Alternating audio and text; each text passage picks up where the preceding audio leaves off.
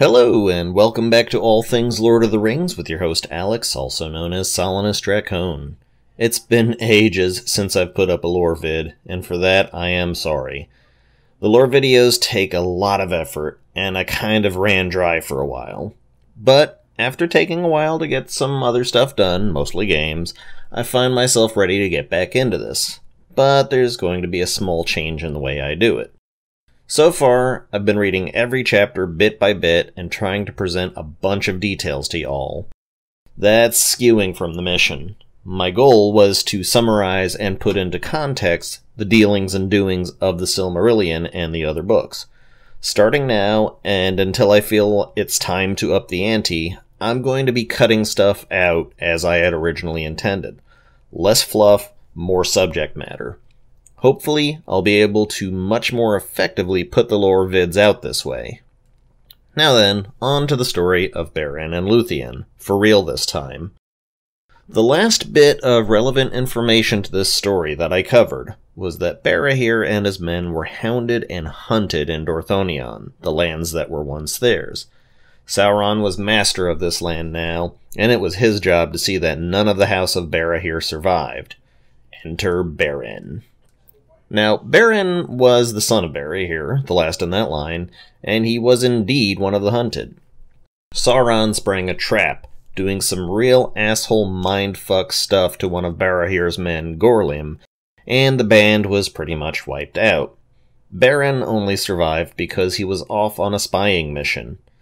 One night, while Beren slept, he had a dream about carrion birds ringing the camp, and Gorlim's phantom appeared to him, urging him to go try to warn the others. Unfortunately, after waking up and trying to do just that, Beren found that he was too late.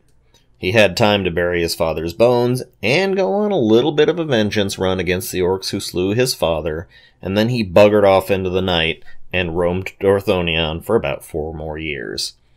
During this time, Beren was a lone outlaw, but he wasn't alone. He made friends with the birds and the beasts of that realm, who in turn aided him in whatever ways they could. In respect for his new animal friends, he basically turned vegetarian and killed nothing that was not a servant of Morgoth. He slipped every net, broke every ambush, and basically avoided so much capture that Morgoth eventually put a price upon his head as big as the one he put on Fingon. It didn't do much, though, because the ground troops, mostly orcs, didn't want to go up against this Phantom of the Night. There was nothing for it, but for Sauron to start bringing in werewolves to go after the boy. Since Dorthonion was pretty much going completely to shit, Beren was forced to bail on his beloved homeland. During the harsh winter, he climbed up to the heights of Gorgoroth, the high mountains of terror, and saw Doriath spread out before him. Forbidden Kingdom? Yes. High chance of getting arrow-fucked by elves? Yep. Better likelihood of survival than Dorthonion? Check. Hell with it. Better to be killed by elves than by Morgoth. Onward he trod. Now, if you've been following things at all, you knew that it was no easy matter to just get into Doriath. To paraphrase Sean Bean, one does not simply walk into Mordor. That was because it was heavily defended and you would get killed by the swarms of orcs and otherwise. Well, it's an even more true statement if applied to Doriath. There was literally a veil of magic, the Girdle of Melian, that actively kept you out.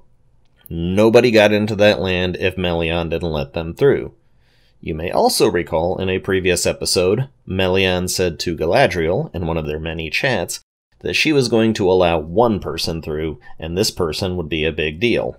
Well, Beren was that person. Beren had a bloody rotten journey to even get there, though. He had to pass through werewolf-filled mountains and then spider monster woods, almost no natural food or water safe to drink. He was a wreck by the time he got there.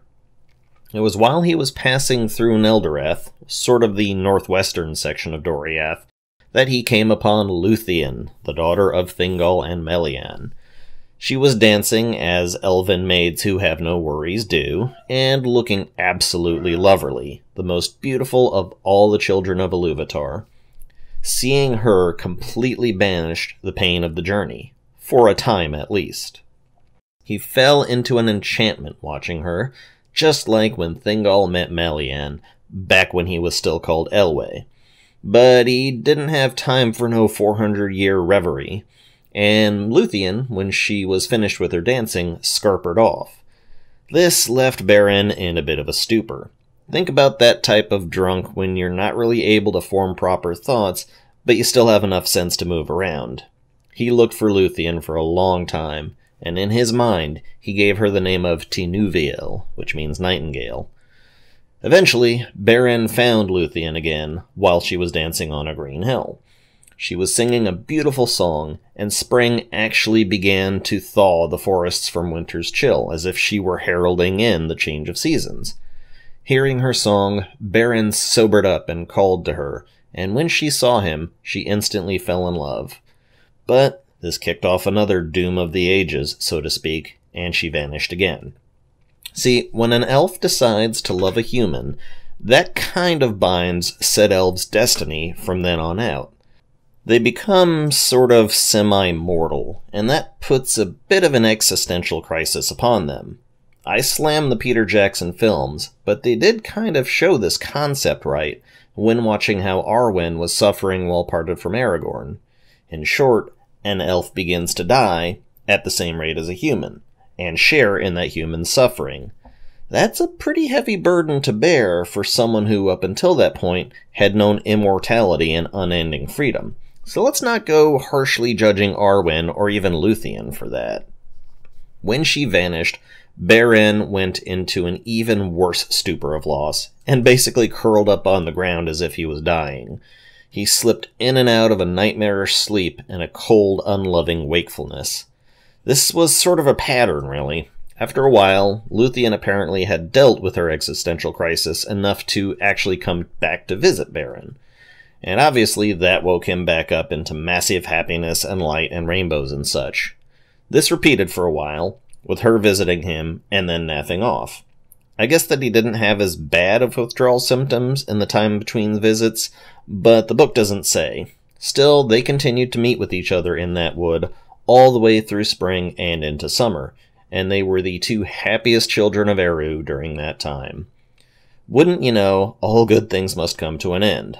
There was someone else who loved Luthien, an elven minstrel named Daron, and he found out about all this, and he decided to go narc B&L out to Thingol.